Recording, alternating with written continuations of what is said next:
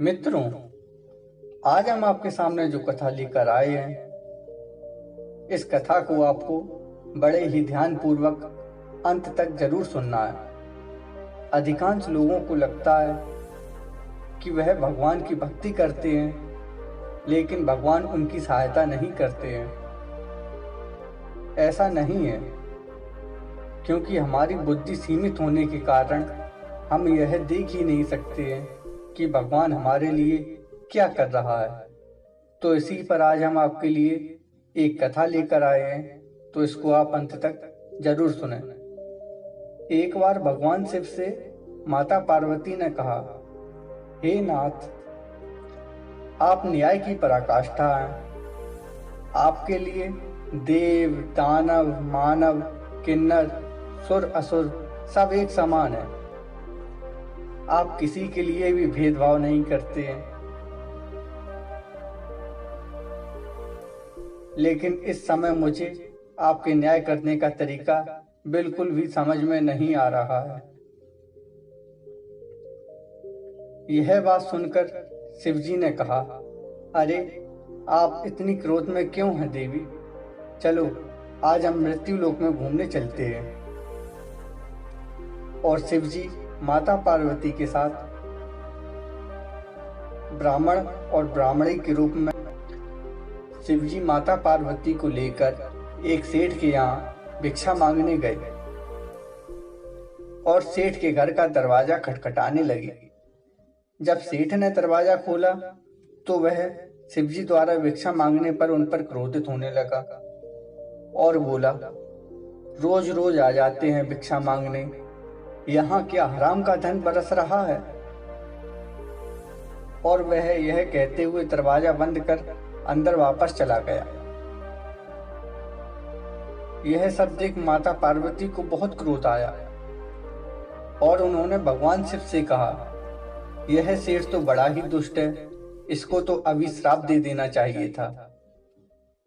लेकिन शिवजी ने माता पार्वती की बात सुन उस सेठ को और धनवान हो जाने का वरदान दे दिया। जिसके बाद भगवान शिव माता पार्वती को लेकर एक गरीब भक्त के यहाँ जा पहुंचे और वहां पर जाकर उन्होंने भिक्षा मांगी। जब उस भक्त ने यह देखा कि मेरे घर के दरवाजे पर एक ब्राह्मण और एक ब्राह्मणी भिक्षा के लिए आए हैं, तो उसने उनको आदर सहित अपने घर में प्रवेश कराया और भोजन पानी कराकर उनकी सेवा की। वह भक्त बहुत ही गरीब था। उसके पास तो सिर्फ एक गाय ही थी जिससे वह अपना जीवन यापन कर रहा था, जिसकी सेवा कर वह अपना समय व्यतीत कर रहा था। तो वह भक्त ब्राह्मण से बोला, हे ब्राह्मण देवता, मेरे पास तुम्हें देने के लिए धन संपदा तो नहीं है। मैं खुद ही इस गाय की सेवा कर अपना समय व्यतीत कर रहा हूँ। यह सुन शिवजी उस भक्त से बोले, मुझे भिक्षा में यह तुम्हारी गाय चाहिए, क्या तुम इस गाय को मुझे दे सकते हो? तो शिवजी उस भक्त से बोले, नहीं नहीं, मुझे धन संपदा नहीं, क्या तुम मुझे अपनी गाय दान में दे सकते हो? तो उस भक्त ने भगवान की इच्छा समझकर वह गाय उन ब्राह्मण को दान में दे दी। शिवजी और माता पार्वती जी वह गाय लेकर वहां से चले आए। लेकिन माता पार्वती को यह बात अच्छी नहीं लगी, तो उन्होंने भगवान शिव से पूछा, हे प्रभु, उस सेठ ने आपका इतना निरादर किया, फिर भी आपने उसे धन संपदा का वरदान दे दिया। और जहां उस भक्त ने आपका आदर सत्कार किया, आपकी सेवा की, आपने तो उस भक्त की सहायता न करते हुए उस भक्त से भिक्षा के रूप में उसकी गाय ही ले ली।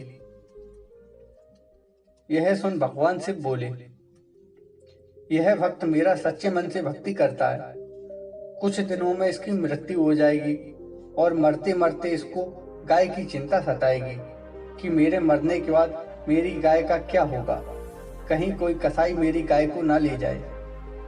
तब इस भक्त को मरते समय मेरा स्मरण ना होकर गाय की चिंता रहेगी और वह मेरे धाम को ना जाकर गाय की योनि में चला जाएगा। उधर सेठ को धन बढ़ाने का वरदान इसलिए दिया कि मरते समय वह अपने धन और तिजोरी का ध्यान करेगा, जिसके कारण वह मुक्ति ना पाकर 84 लाख योनियों में भटकने लगेगा। सो हे देवी, प्रकृति का नियम है, जिस चीज में अति लगाव रहेगा वह मरते समय उस चीज का स्मरण जरूर करेगा। भगवान शिव की यह बात सुन माता पार्वती को उनके न्याय पर पूर्ण भरोसा हो गया। इसलिए मित्रों, हम हमेशा सोचते हैं कि भगवान हमारे साथ बुरा क्यों कर रहा है या दूसरे के साथ ऐसा क्यों कर रहा है। ऐसा नहीं है दोस्तों, हमारी बुद्धि सीमित होने के कारण हम यह देख ही नहीं पाते हैं कि भगवान हमारे लिए क्या कर रहा है। अगर हम भगवान पर आश्रित रहते हैं तो भगवान हमारे लिए सब कुछ करता है, लेकिन आज के समय में व्यक्ति अपने दिमाग का उपयोग ज्यादा करता है, इसलिए वह भगवान को भी लालच देने से नहीं चूकता है। तो मित्रों, हमें उम्मीद है कि हमारे द्वारा कही गई इस कथा से आपका यह भ्रम दूर हो गया होगा कि भगवान की भक्ति करने का फल क्यों नहीं मिलता है। हमारी बुद्धि इतनी सीमित होने की वजह से हम यह देख ही नहीं पाते हैं। इसलिए नित्य कर्म करो, फल की इच्छा मत करो। तो मित्रों, आपको इस कहानी से अगर कुछ शिक्षा मिली है तो नीचे कमेंट बॉक्स में कमेंट कर जरूर बताएं और कमेंट में हर हर महादेव जरूर लिखें। धन्यवाद।